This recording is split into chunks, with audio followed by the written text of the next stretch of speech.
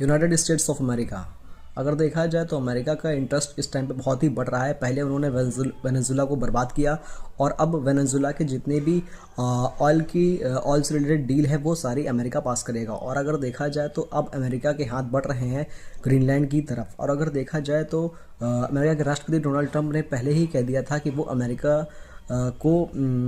का एक हिस्सा बनाना चाहते हैं ग्रीनलैंड को। अगर देखा जाए तो उन्होंने अभी कुछ टाइम पहले ही बोला भी था कि वो ग्रीनलैंड को कैप्चर कर लेंगे किसी भी तरीके से।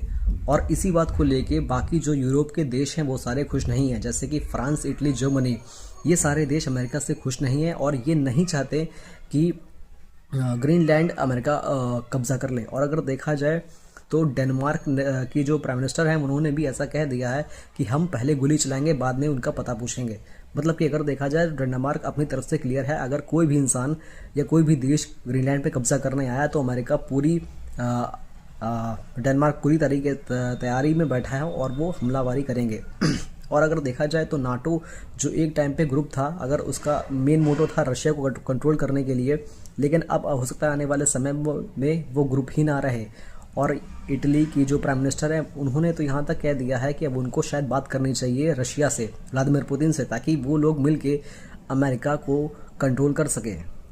लेकिन अगर देखा जाए तो इस बात में हो सकता है एक बड़ी वॉर हो सकती है, क्योंकि डोनाल्ड ट्रंप का जो इंटरेस्ट है ग्रीनलैंड को लेके वो बहुत ही ज़्यादा है। और अगर देखा जाए क्यों ही ना हो, क्योंकि जो नेचुरल रिसोर्सेज हैं वो ग्रीनलैंड में बहुत ही ज़्यादा हैं। जैसे कि हम जानते हैं वेनेजुला में बहुत ही ज़्यादा ऑयल रिसोर्सेज थे जो कि प्रूवन थे, वहाँ पर उन्होंने कब्जा कर लिया पूरी ताकत से और अब वो बढ़ रहे हैं ग्रीनलैंड की तरफ। हो सकता है आने वाले समय में नाटो में